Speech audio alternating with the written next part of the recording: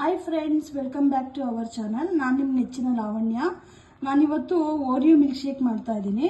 So ಅದನ್ನು ಯಾವ ಥರ ಮಾಡೋದು, ನಾನು ಯಾವ ಥರ ಮಾಡ್ತೀನಿ ಆ ಥರ ಮಾಡ್ತಾ ಇದ್ದೀನಿ. ಕೆಲವರು ತುಂಬ ವೆರೈಟಿ ಮಾಡ್ತಾರೆ, ಬಟ್ ನಾನು ಹೇಗೆ ಮಾಡ್ಕೋತೀನಿ ಅದನ್ನು ತೋರಿಸ್ತಾ ಇದ್ದೀನಿ ನಿಮಗೆ. ಸೊ ಇದಕ್ಕೆ ಬೇಕಾಗಿರೋ ಸಾಮಗ್ರಿಗಳೇನಂತ ಹೇಳಿದ್ರೆ, ಮೊದಲಿಗೆ ಹಾಲು 1 ಗ್ಲಾಸು, ಆಮೇಲೆ ಒಂದು 7 ಇಲ್ಲ 8 ಪೀಸು ಓರಿಯೋ ಬಿಸ್ಕೆಟ್ ತೊಗೊಂಡಿದ್ದೀನಿ. ಆಮೇಲೆ ಸಕ್ಕರೆ, ಮತ್ತು ಇದಕ್ಕೆ ಆಪ್ಷನಲ್ ಹಾಕೋಬೋದು, ಬೇಕಂತ ಹೇಳಿದ್ರೆ ಹಾಕೋಬೋದು, ಇಲ್ಲಾಂದರೆ ಬೇಡ. ಕೆಲವರು ಇದು ಹಾಕೋತಾರೆ, ಕಾಫಿ ಪೌಡರ್ ಹಾಕೋತಾರೆ, ಬ್ರೂ ಹಾಕೋತಾರೆ, ಇಲ್ಲ ನೆಸ್ಕೆಫೆ ಹಾಕೋತಾರೆ. ನಾನಿವತ್ತು ಬೂಸ್ಟ್ ಹಾಕ್ಬಿಟ್ಟು ಮಾಡ್ತಾ ಇದ್ದೀನಿ. ಆಮೇಲೆ ಐಸ್ ಕ್ಯೂಬ್ಸ್. ಓಕೆನಾ, ಇದು ಕೋಲ್ಡ್ ಇದೆ ಹಾಲು, ಬಟ್ ಬೇಕಂತ ಹೇಳಿದ್ರೆ ಹಾಕೊಳ್ಳಿ, ಇನ್ನೂ ಸ್ವಲ್ಪ ಕೋಲ್ಡ್ ಇದ್ರೆ ಚೆನ್ನಾಗಿರುತ್ತೆ ಅಂತ ಐಸ್ ಕ್ಯೂಬ್ಸ್ ತೊಗೊಂಡಿದ್ದೀನಿ. ಸೊ ಇದನ್ನು ಯಾವ ಥರ ಮಾಡೋದಂತ ತೋರಿಸ್ತೀನಿ ನಿಮಗೆ. ಮಾಮೂಲಿ ಜ್ಯೂಸ್ ಜಾರ್ ತೊಗೋತೀನಿ.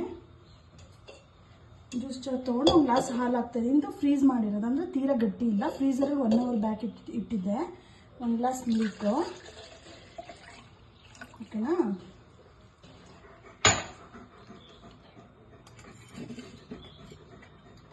ಆಮೇಲೆ ಓರಿಯೋ ಬಿಸ್ಕೆಟು ಒಂದು 6 ಪೀಸ್ ಹಾಕ್ತೀನಿ. ಓಕೆನಾ, 6-7 ಪೀಸ್ ಹಾಕ್ತೀನಿ.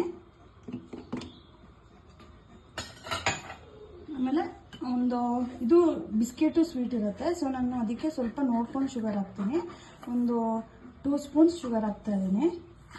2-2.5 ಹಾಕ್ತೀನಿ.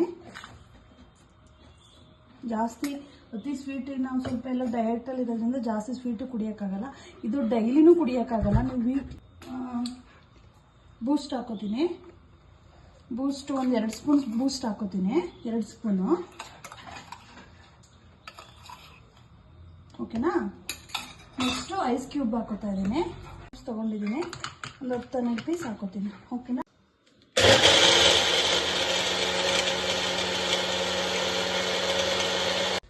ಗ್ಲಾಸ್ಗೆ ಹಾಕೋಣ ಇವಾಗ.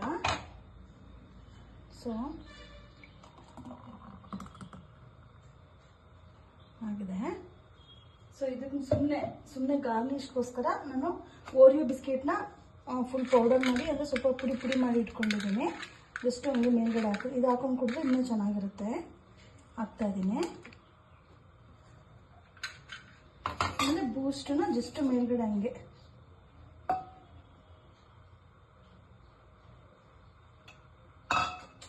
ಈಗ ಓರಿಯೋ ಮಿಲ್ಕ್ ಶೇಕ್ ರೆಡಿ ಇದೆ.